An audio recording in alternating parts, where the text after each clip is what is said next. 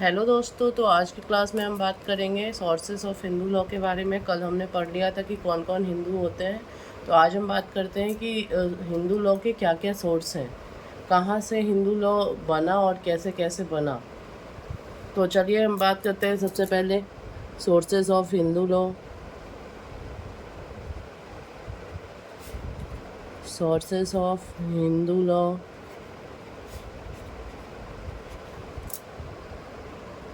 Sources of Hindu law जो है ये बहुत इंपॉर्टेंट टॉपिक है। या तो आप कॉलेज के एग्जामिनेशन में देख लो, या फिर जितने भी कॉम्पिटिटिव एग्जामिनेशन है जैसे जुडिशियरी हो गया, एपीओ वगैरह का एग्जामिनेशन हो गया, सारे एग्जामिनेशन में ये पूछता ही पूछता है।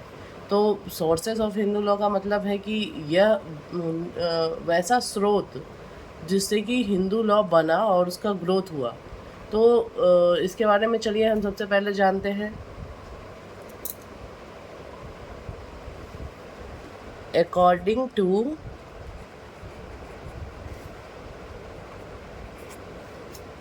हेनरी मैने,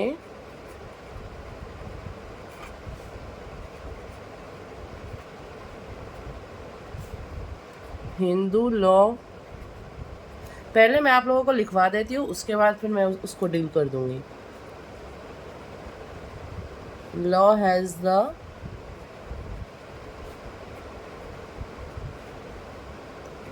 oldest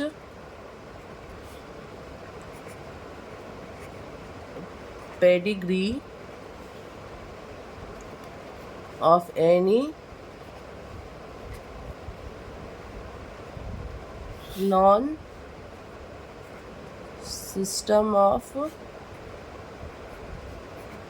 jurisprudence.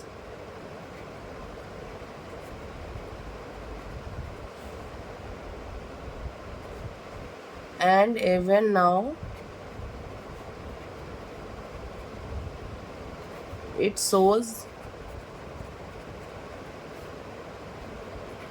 no sign of decrepitude.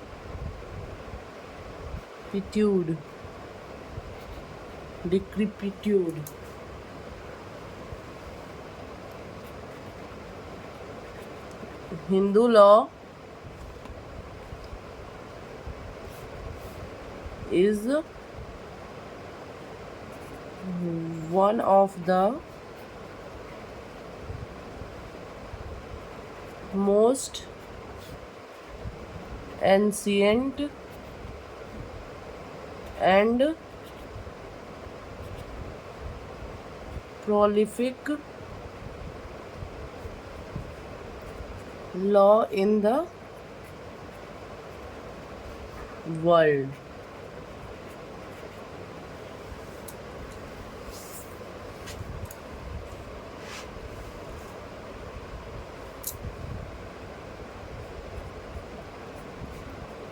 It is a set of personal laws governing the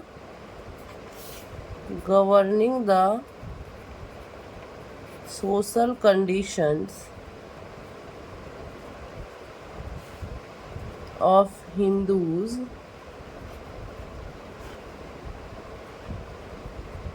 such as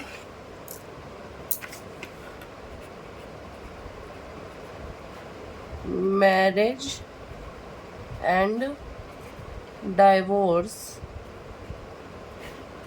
adoption, inheritance,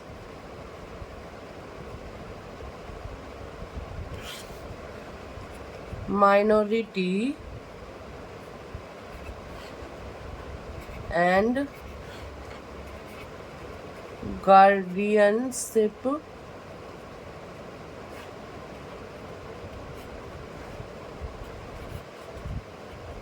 family matters and etc.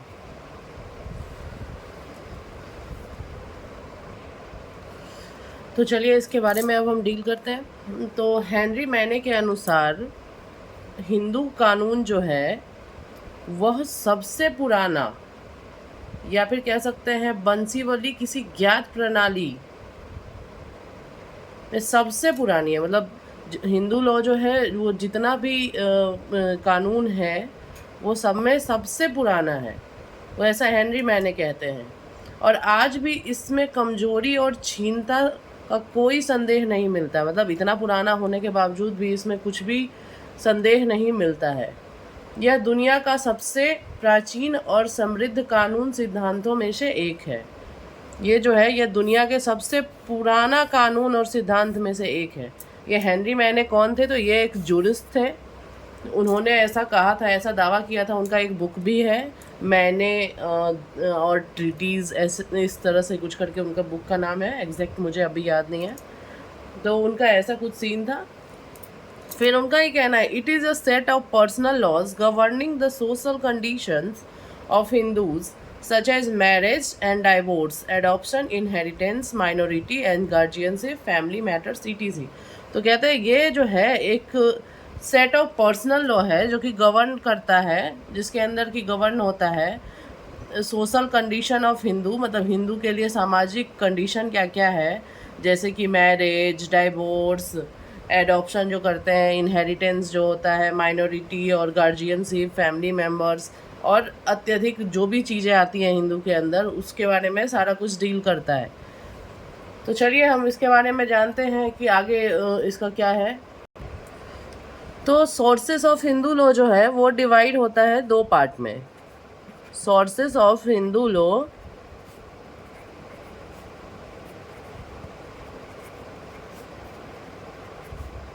Is defined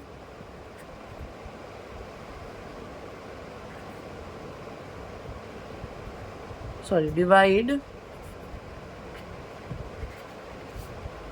into two parts। कौन कौन सा होता है? तो पहला आता है एंशिएंट सोर्स,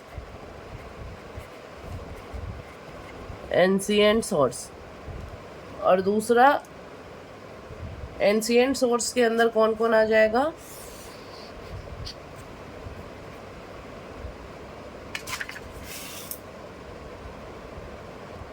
तो सोर्सेस ऑफ हिंदू लॉ जो है उसको दो पार्ट में डिवाइड किया गया है, एंशिएंट सोर्स और पहले एंशिएंट सोर्स का देख लेते हैं। एंशिएंट सोर्स में भी आता है श्रुति, स्मृति, डाइजेस्ट एंड कमेंट्रीज और कस्टम। ये जो है चारों के बारे में भी हम बात करेंगे। तो दूसरा जो इसके अंदर आता है, दूसरा टाइप जो है, दूसरा पार्ट जो है उसको कहते हैं मॉडर्न सोर्सेस। तो मॉडर्न सोर्सेस के अंदर कौन कौन सा आएगा पार्ट?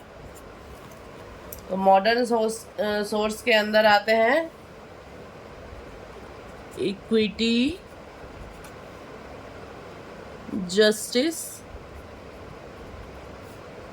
And good conscience.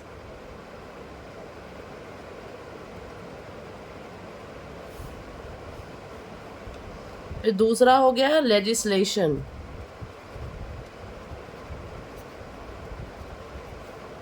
और तीसरा जो है वो आ गया प्रीसिडेंट। तो ये इन तीनों सोर्सेस के बारे में भी बात करेंगे। तो सबसे पहले हम स्टार्ट करते हैं एंशिएंट सोर्स से।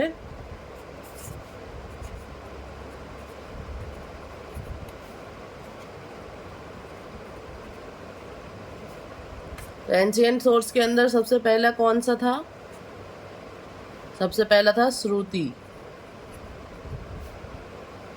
श्रुति, श्रुति का मतलब ही होता है हर्ट, या कह सकते हैं सुनना, जो किसी के द्वारा सुना गया हो।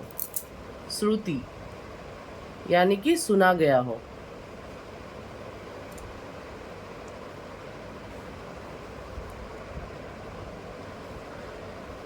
तो श्रुति जो है उसके अंदर उसमें 4 वेदास के भी बारे में बात किया गया है, ऋग्वेद, यजुर्वेद, सामवेद, अथर्ववेद। तो सबसे पुराना और consist of hymns of praise of natural forces जो है वो ऋग्वेद के अंदर आ जाता है। रिचुअल और सेक्रीफाइस मंत्र जो है यजुर्वेद के अंदर आता है, सामवेद के अंदर आता है। Verses to be chanted by seers के अंदर सामवेदा आता है, और अथर्ववेद के अंदर आता है it is devoted to a magic spells and इनकेंटेंस।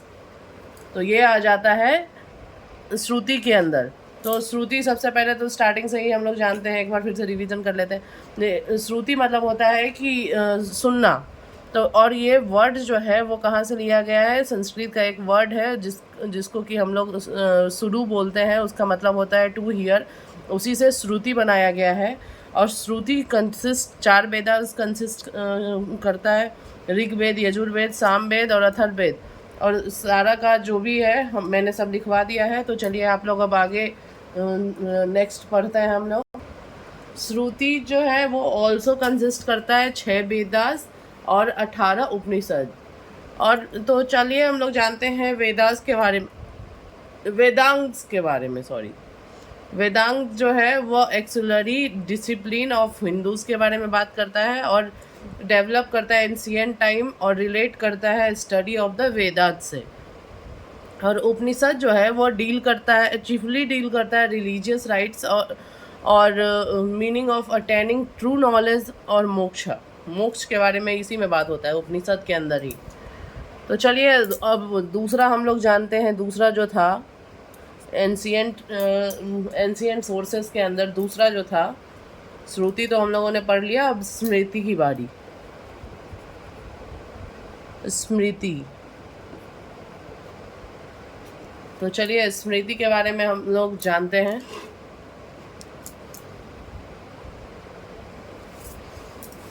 Smriti literally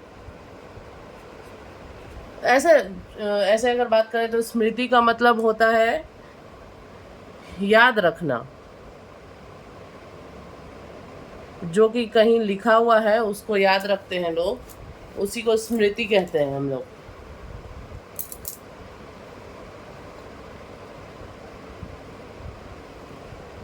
Smriti literally means what is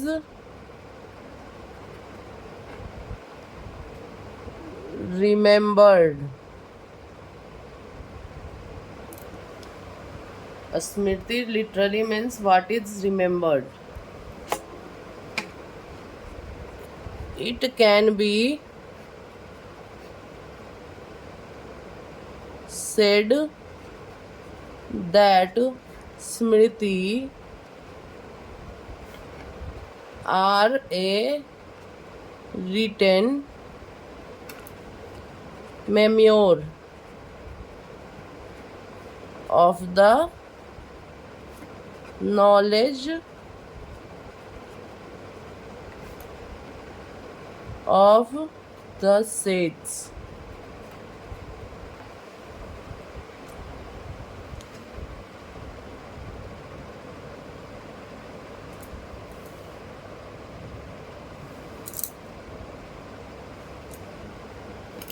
और दूसरा पॉइंट क्या है इसका?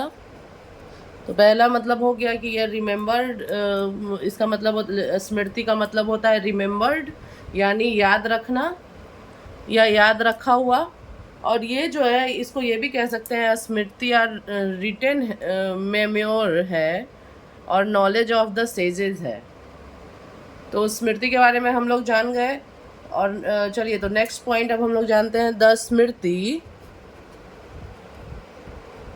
मैं आप लोगों को इस तरह से लिखवा दे रही हूँ कि ताकि आपको अगर पेपर वगैरह में भी आए तो आप डायरेक्ट ये नोट्स का भी आप बना के लिख सकते हो। अब मैंने डिटेल नोट्स बना के दिया है आप लोगों को। तो चलिए आगे लिखिए। The Smritis are believed,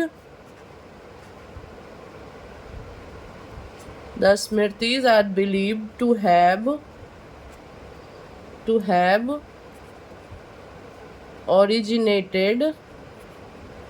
originated from divine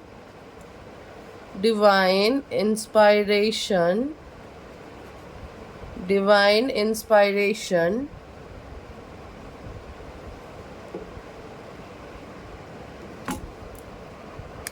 divine inspiration not as direct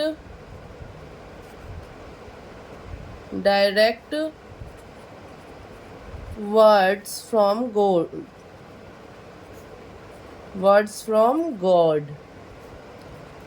but as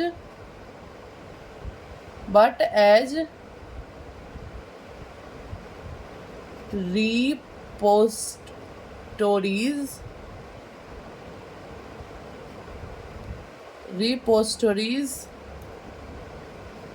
of the wisdom and knowledge that sages recalled from their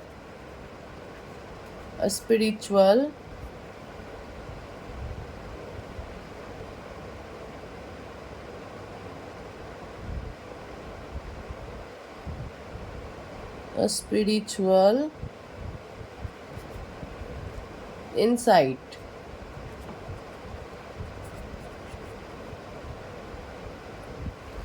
स्मृति जो है वो बिलीव करता है कि ये जो ओरिजिन है वो डिवाइन इंस्पायरेशन है, नॉट डायरेक्ट वर्ड फ्रॉम, ये भगवान का वर्ड नहीं है, it not direct from word from gods, but as repositories of the wisdom and knowledge that sages recalled from the spiritual insight, जो हमारे आंतरिक भाव से हमारे स्पिरिचुअल इंसाइट से, जो हमारे स्पिरिचुअल इंसाइट्स है उसके अंदर से रिकॉल किया गया है।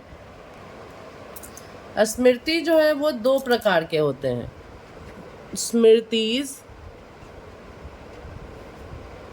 Smritis are of two kinds. पहला जो है वो कौन सा है? फर्स्ट जो है वो है धर्म सूत्रास।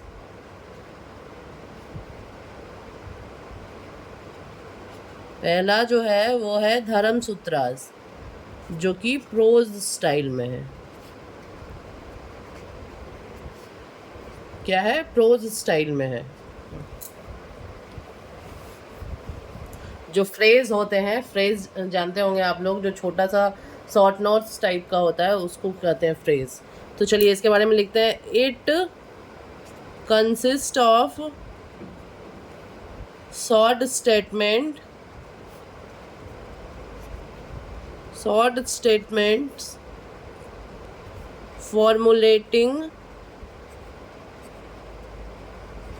formulating broad and general principles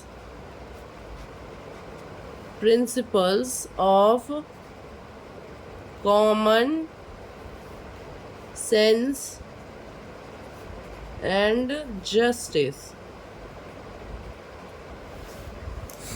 ये जो है शॉर्ट फॉर्मुलेशन है,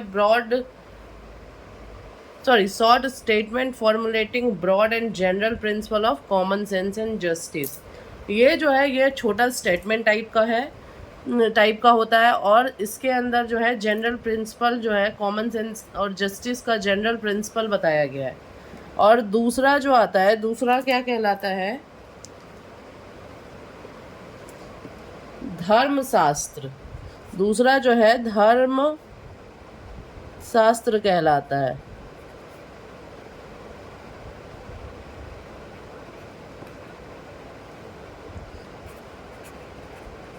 जो कि पोएट्री स्टाइल में लिखा गया है।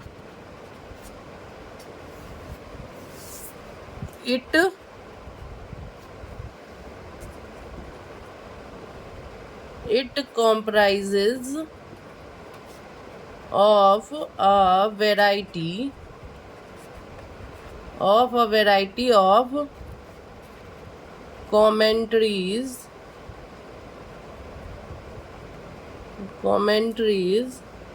and treatises. The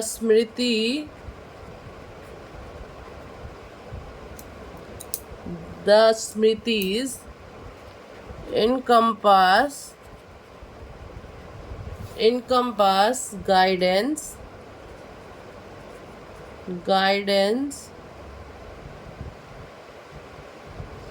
on individual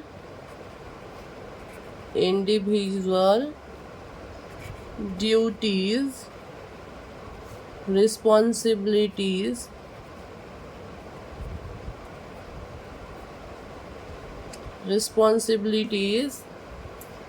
and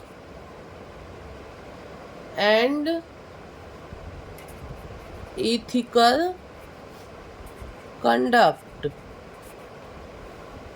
within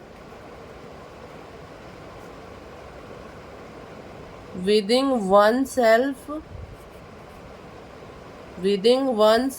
towards one's family, and as a contributing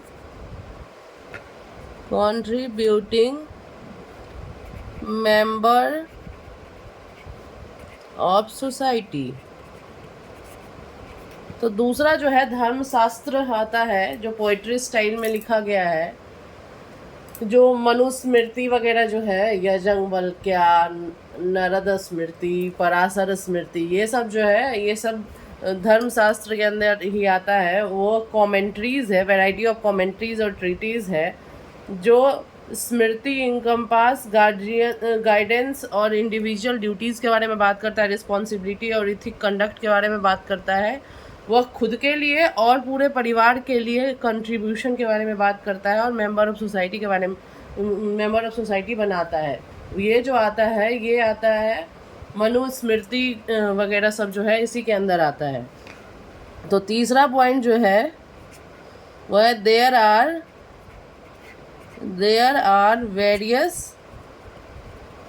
are various smritis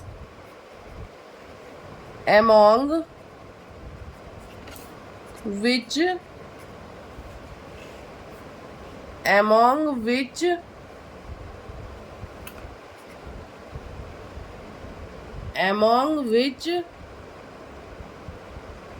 the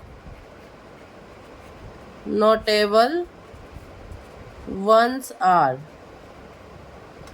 कुछ स्मृति जो है वो नोटेबल वंस में भी है. तो इसमें जो है पहला आता है मनुस्मृति, अभी जो मैंने बात किया मनुस्मृति. दूसरा जो है यज्ञवल्क्या,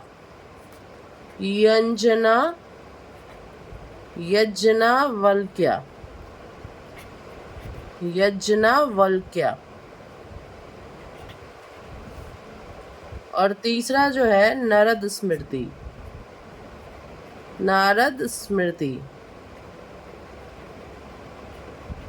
तीसरा जो है वो है नारद स्मृति, और चौथा जो आता है पराशर स्मृति.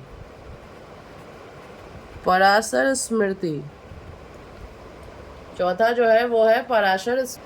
ये 4 नोटेबल वंस स्मृति हैं जिसके बारे में कि पढ़ा जा सकता है. मनुस्मृति, याज्ञवल्क्या और नारद स्मृति और पराशर स्मृति. तो चलिए नेक्स्ट हम बात करते हैं. ये स्मृतिज भी कंप्लीट हो गया. अब नेक्स्ट बात करेंगे डाइजेस्ट एंड कमेंट्रीज के बारे में, और उसके बाद कस्टम के बारे में. तो चलिए पहले सबसे पहले हम बात करते हैं नेक्स्ट हम बात कर रहे हैं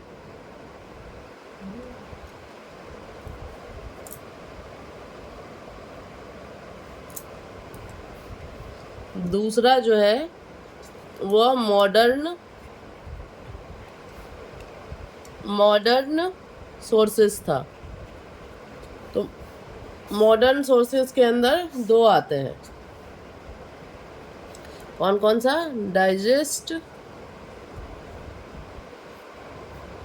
digest and commentaries, digest and commentaries, और दूसरा जो है वो क्या है? कस्टम्स। दूसरा जो है वो है कस्टम्स। अरे सॉरी, ये भी ये गलत हो गया। तो दो हम पढ़ लिए थे, तीसरा में आएगा ये भी एंशिएंट के अंदर ही आएगा, डाइजेस्ट एंड कमेंट्रीज।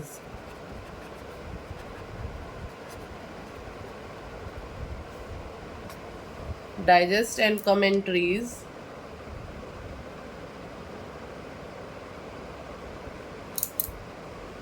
इसी के अंदर आते हैं दाया भाग और Mitakshara. following the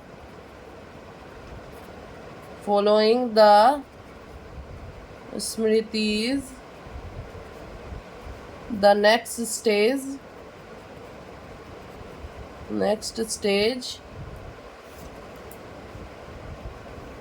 in the evolution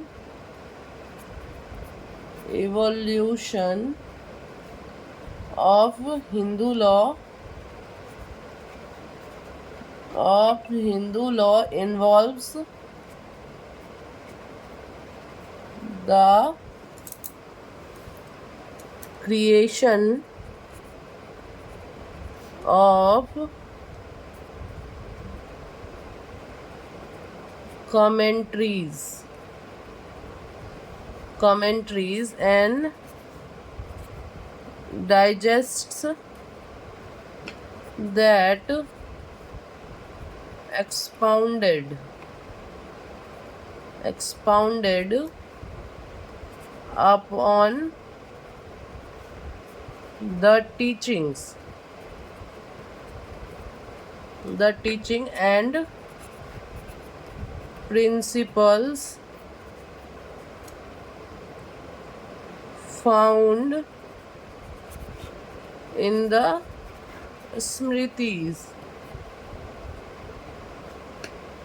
तो स्मृति को जो फॉलो करते हैं वो उसके नेक्स्ट स्टेज में इवोल्यूशन ऑफ हिंदू लॉ जो है इन्वॉल्व करता है creation of commentaries and digest that expounded upon teaching and principle found in the Smritis. ये जो है टीचिंग और प्रिंसिपल फाउंड करता है स्मृति के अंदर, जो फाउंड करता है उसके बारे में बात कर रहा है। तो इसमें पहला जो आता है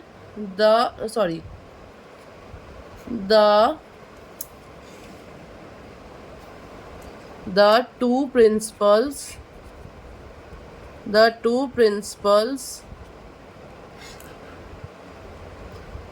commentaries are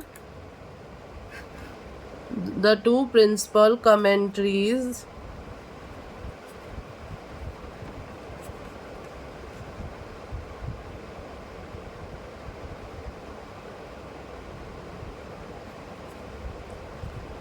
are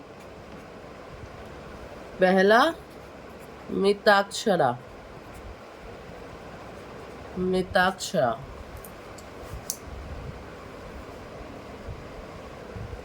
a commentary on Yajnavalkya Smriti by विजनेस्वारा। Mitakshara जो है एक कमेंट्री है यजनावांक्या स्मृति का, जो कि विजयवाड़ा से है। और दूसरा जो आता है वो कौन सा आता है? दाया भाग।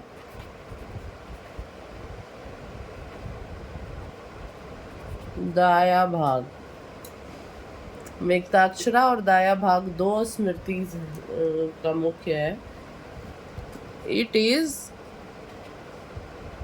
अ treatise written by Jimyut Vahana,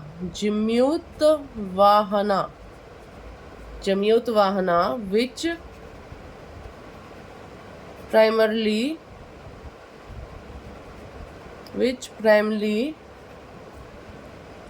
focuses on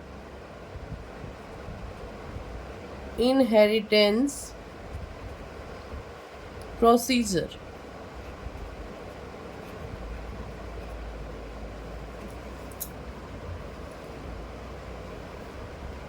और इसके अंदर एक केस भी है स्मृति के अंदर। भाई हम लोग लॉ वाले हैं तो हमें तो केस पढ़ना कुछ ज़्यादा ही ज़रूरी होता है। केस हम नेक्स्ट पेज में पढ़ लेते हैं और क्या। तो इसमें केस के बारे में भी बात किया गया है, Balwant Rao versus Bajirao.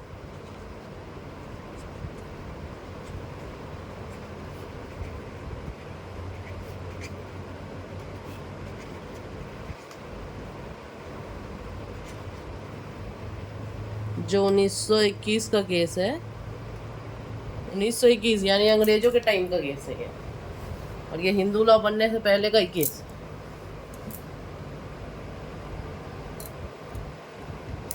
The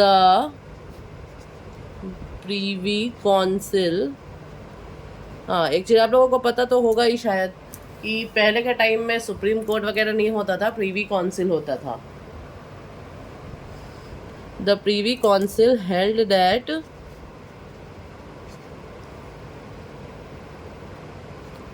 commentaries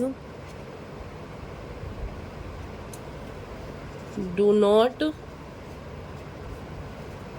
enact law, but they explain and interpret the law and are the evidence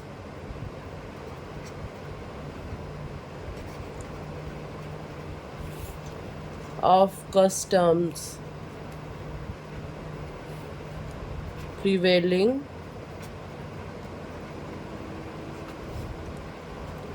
at the time when they were written।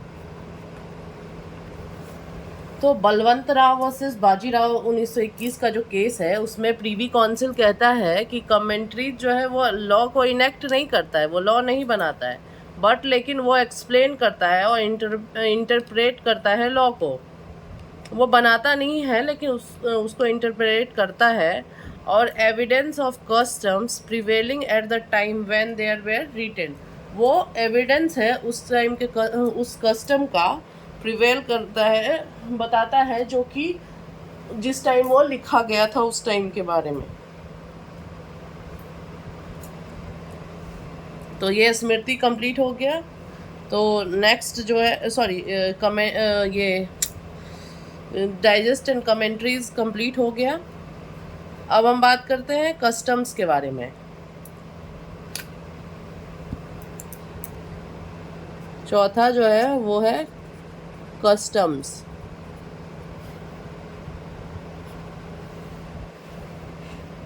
Video बहुत लंबा हो रहा है तो कस्टम्स के बाद मैं आज छोड़ दूंगी।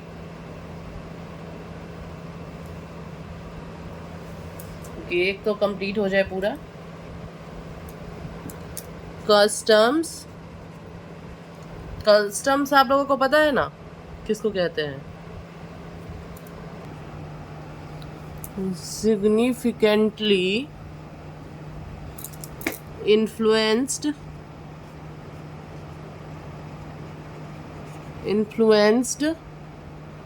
the development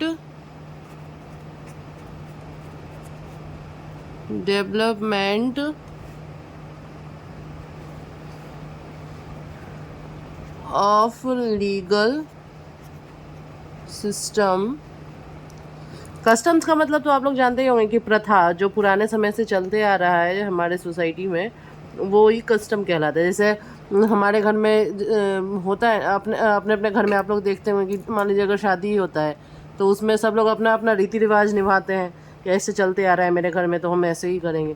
तो वही सेम चीज़ हुआ, कस्टम्स वही है कि जो पुराने समय से चलते आ रहा है, जो अपना अपना ट्रेडिशंस लोग फॉलो कर रहे हैं, उसी को कस्टम्स कहते हैं। Systems around the world. Hindu law as well as significant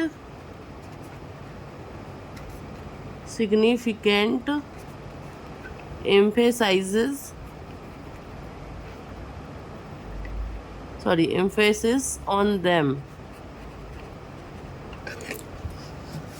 वो जो है सिग्निफिकेंटली कस्टम्स एंड प्रैक्टिसेस होते आ रहा है, और डेवलपमेंट और लीगल सिस्टम के अराउंड पूरे वर्ल्ड में।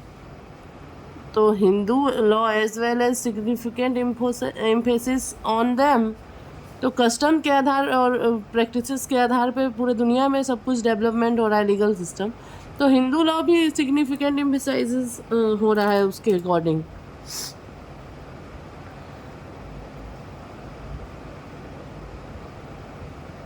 तो ये क्या कहते हैं, section 3A of Hindu marriage act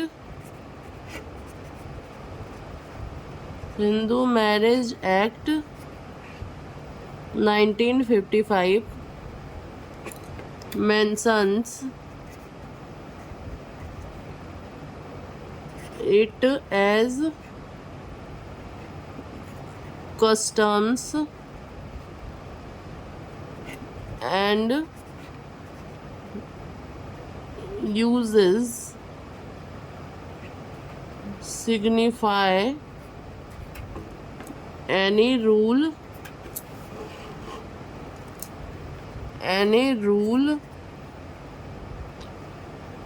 which having been continuously and uniformly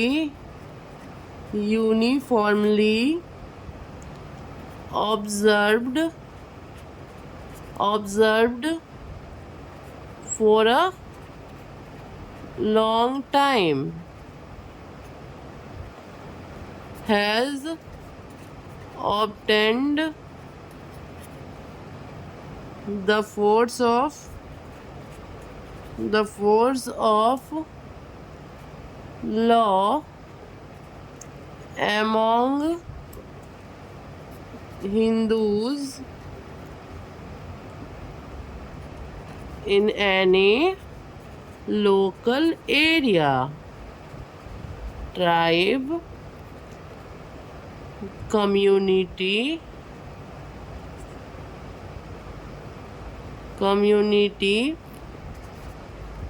group और family.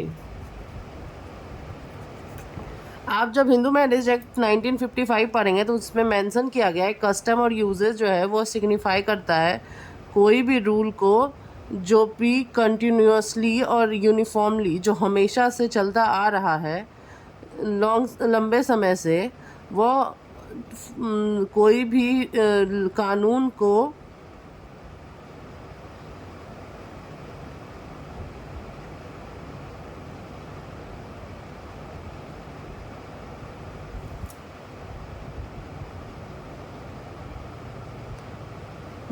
force of law among,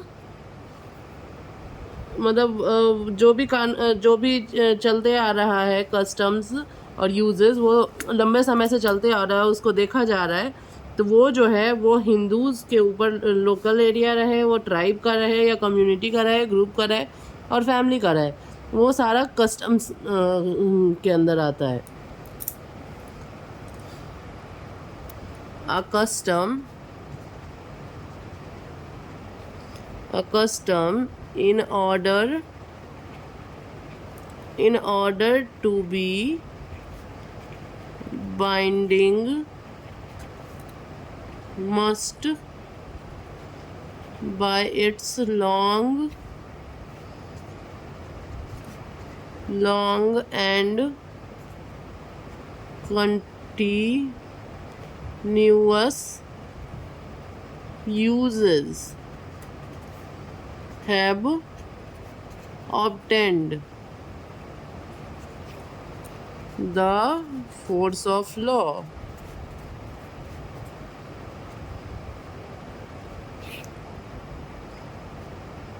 The Shrutis and Smritis,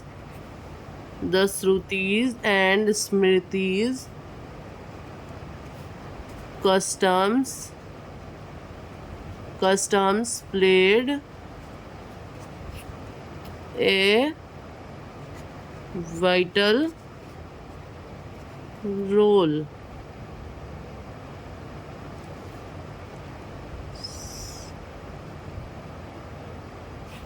the Shrutis and Smritis are, sorry,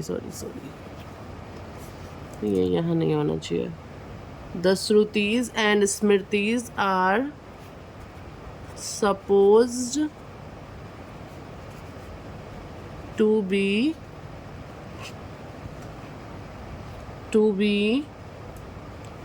largely based upon customary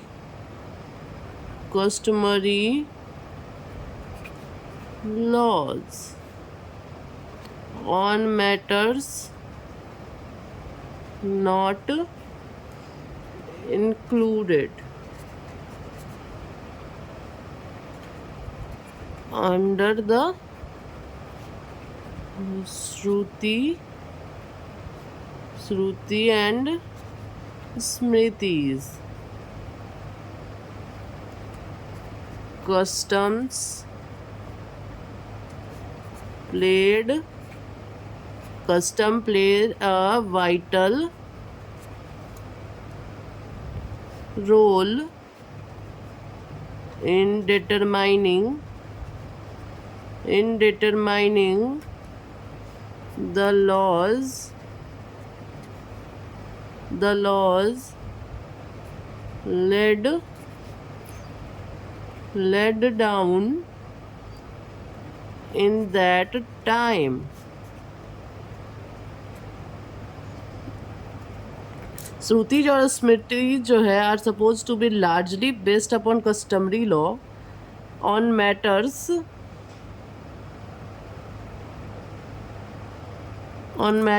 not included under the Shrutis and Smritis. Customs play a vital laws in determining the laws laid down in that time. मतलब बोला जाता है कि स्मृति और श्रुति जो है वो suppose to be based on customary law है, बट लेकिन उसका जो उसके अंदर इंक्लूड नहीं किया गया है कि custom play a vital role determining the law laid down on in that time.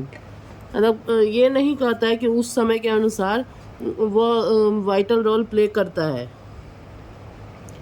चलिए दूसरा जो है वो क्या है, no custom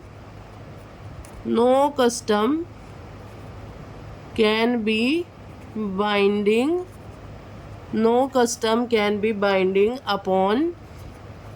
upon society society if it is opposed to public policy nor immoral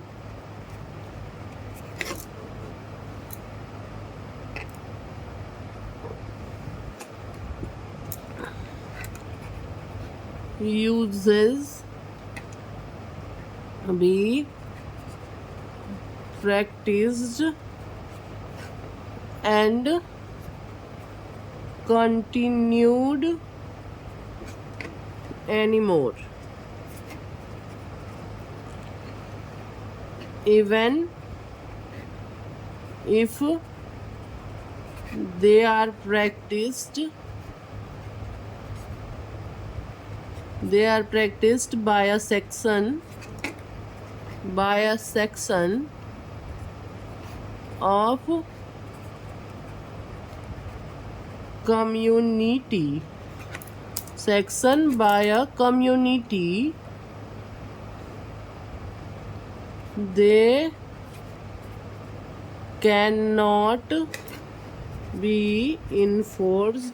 they cannot be enforced by any court of law. No custom can be binding upon society. Custom को जो है वो society के ऊपर बाध्य नहीं किया जाएगा. If it is opposed to public policy nor immoral uses be practiced and continued anymore. और वो immoral uses के लिए भी प्रैक्टिस नहीं हो रहा हो, continued नहीं हो रहा हो. Even if they are practiced by a section of community, they cannot be enforced by law by any court of law. और जो है वो अगर किसी कम्युनिटी के सेक्शन में यूज़ नहीं हो रहा है तो उसको कानून नहीं कह सकता है कि उसको इन्फोर्स नहीं कर सकता है. कोई भी कानून है जो है वो कोर्ट के अंदर नहीं कर सकता है इन्फोर्स. जैसे कि मान लीजिए पहले पुराने टाइम में सती प्रथा वगैरह चलते आ रहा था, वो एक कस्टमरी था जो कि गलत था, तो उसको कानून के द्वारा हटाया गया. वो एक अच्छा कस्टम नहीं था, वो ह्यूमन वेलफेयर के अंदर में गुड वर्क नहीं कर रहा था, वो इमोरल था, जिसके वजह से उसको हटा दिया गया. बट लेकिन वो जो है अगर एक जगह कोई कस्टम चल रहा है तो वो कानून के पास अधिकार नहीं है कि वो दूसरे जगह उस कस्टम को लागू कर सके या नहीं कर सके. तो चलिए आज के क्लास में इतना ही. अब नेक्स्ट डे हम लोग बात करेंगे जो अभी 2 बजे, अभी ये तो आज ये एंशिएंट वाला कंप्लीट हो गया. अब कल पढ़ेंगे हम लोग जो मॉडर्न के अंदर आता है, मॉडर्न सोर्सेज के अंदर आता है, तो हम लोग कल मॉडर्न सोर्सेज के बारे में पढ़ेंगे. Okay, thank you so much.